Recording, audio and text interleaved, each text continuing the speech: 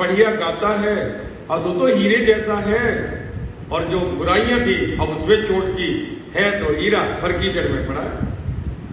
लंबा चौड़ा भाषण नहीं दिया कि बड़ा 8 घंटे तक का प्रवचन दिया, बोले सुन मेरी बात, है तो हीरा पर कीचड़ में पड़ा हुआ है। इस शब्द ने ऐसा व्यवहार, ऐसा हृदय पे अटैक किया कमीशन के, जैसे किसी बात को सुनकर के व्यक्ति सम्मोहित हो जाता, सम्मोहन में चला जाता, और बस ये सम्मोहित सा होकर के शब्द और लौट चला घर की तरफ और बोलता हुआ जा रहा है, अमीशन तू है तो हीरा पर कीचड़ में पड़ा है, अमीशन तू है तो हीरा पर कीचड़ में पड़ा हुआ है। ये बोलता हुआ जा रहा है और गुनगुना रहा है, स्वामी जी हीरा ही बन के दिखाऊंगा, हीरा ही बन करके दिखाऊंगा। सीधा ससुराल पहुंच जाता। जो पत्नी नाराज होकर के घर छोड़ करके चली गई थी, जाकर के पत्नी के पैर छूता, कहता ओ देवी माफ कर दो मुझे, अरे तेरे बिना तो घर अधूरा पड़ा हुआ है, तेरे बिना घर किस काम का घर है। जिस घर में देवियां ना हो वो घर कैसा, वो घर नहीं होता। घर होता है इन देवियों से। जब ये गुनगुनाती हैं, चलती फिरती हैं, घर में रहती हैं तो घर है। पहले चल अपना घर देख, ससुराल वालों को समझाता, सालों को मनाता, बस गलती हो गई तो हो गई, संकल्प लेता हूं आज के बाद में कोई भूल नहीं होगी, इसलिए भेजो इन्हें। पत्नी को लेकर के आता है, अलमीरा में रखी हुई शराब की बोतलें हंसता खिलखिला करके उठा करके बाहर फेंक रहा है। गली मोहल्ले वाले इकट्ठे हो गए, अरे अमीचंद पागल हो गया, ये बिगड़ गया, ये तो पागल हो गया। लेकिन अमीचंद तो सचमुच में ही पागल हो गया था। ये पागल शब्द गलत शब्द नहीं है। पागल इसे करो संदीप शेर, पा जमा गल, पा कोई चीज पाना, विशेष बात मिल जाना, कोई खास बात हाथ लग जाना। गल मीन्स बात, जैसे कहते हैं की गल है, गल माने क्या बात है, ऐसे पागल का मतलब है कोई विशेष सूत्र हाथ लग गया। और लोग कह रहे हैं तो पागल हो गया, पागल हो गया। ये शराब की बोतलें फेंक रहा है और मुस्कुराता कहता है, जो राम प्रसाद बिस्मिल कहा करते थे, इन बिगड़े दिमागों में बड़े खुशियों के लच्छे हैं, हमें तो पागल ही रहने दो, हम तो पागल ही अच्छे हैं। गली मोहल्लों वालों को कहता है, हाँ मैं पागल हो गया हूं, मैं पागल हूं, पागल ही मान लो।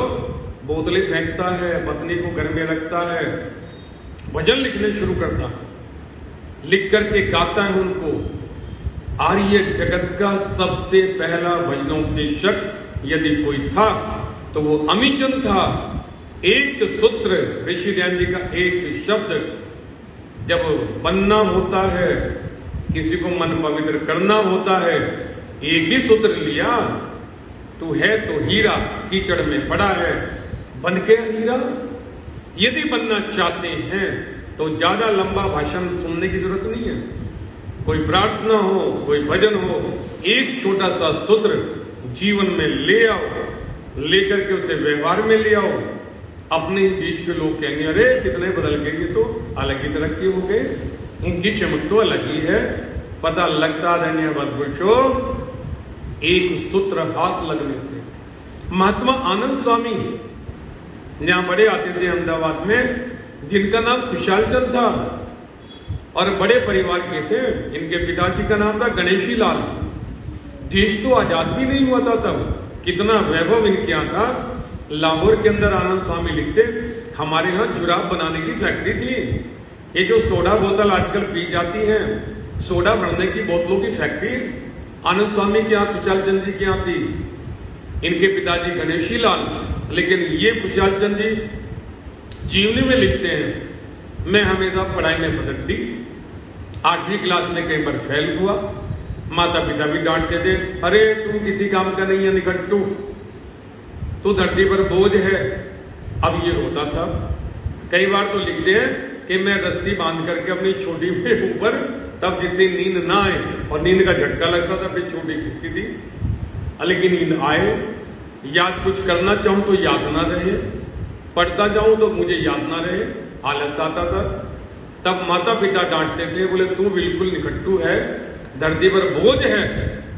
लेकिन देखिए, जब व्यक्ति को जिज्ञासा हो, ये सोचता था, हे प्रभु ये मुझे जन्म क्यों दे दिया तूने, यदि मैं धरती पर बोझ ही था, क्यों भेजा मुझे? मुझे कुछ न कुछ बनना है, मुझे उन्नति करनी है, तरक्की करनी है। तब इनके घर में विद्वानों का आना जाना था। इनके यहाँ स्वामी आत्मानंद जी आए। बाहर इनकी कुटिया थी, शहर से बाहर, वहां वो रुके। गणेशी लाल बड़े सज्जन थे, अतिथि सत्कार करते थे विद्वानों का। इन्होंने बेटे को कहा, आनंद स्वामी खुशहाल चंद जी को, तू किसी काम का नहीं है, ना पढ़ता है ना लिखता है, और तू एक काम कर, कल सेवा किया कर विद्वानों की। जलपान तू लेकर के जाएगा, भोजन तू लेकर के जाएगा। जाना शुरू कर दिया। अब जब भोजन लेकर के जाता, जलपान लेकर के जाता, मन में इसके वही रहता है, सब इसे डांटते थे, ये तो किसी काम का नहीं है, सेवा कर रहा है ना, कर सेवा। अगर पढ़ा लिखा होता तो काम धंधा करता, इसका मन बड़ा खराब रहता। तब स्वामी आत्मानंद ने इन्हें देखा और देख करके पूछा, तो इतने अच्छे घर का बेटा है, इतना बड़े घर का बेटा है, जुराब की खानकान तुम्हारे यहाँ है, सोडा बोतल तुम्हारे यहाँ काम होता है, इतना संपन्न परिवार, और तो उदास तक क्यों रहता है? जब किसी की डूबती हुई रग को आप छेड़ते हो ना, बड़ा दर्द होता है। जैसे ही इस रग को छेड़ा कि तू इतने घर का बढ़िया बेटा, उदास क्यों रहता है? खुशहाल चंद जी लिखते, इतना सुनना था, मेरी आंखों से तो गंगा जमुना बह पड़ी। वो लिखते हैं कि मैं खूब रोया, स्वामी जी ने ढंढास बनाया, पीठ पर हाथ फेरा, पॉजिटिव पक्ष रखते हुए कहते हैं, अरे खुशहाल रोता क्यों है बेटा? तू तो बहुत अच्छा बेटा है। तो उसका पॉजिटिव पक्ष रखते हैं। घर वाले कहते तू निकट्टू, किसी काम का नहीं है, धरती पर बोझ है। स्वामी जी कहते तू तो बहुत बढ़िया बेटा है, इतने अच्छे परिवार का है। बोले स्वामी जी फिर बताओ। बोले चिंता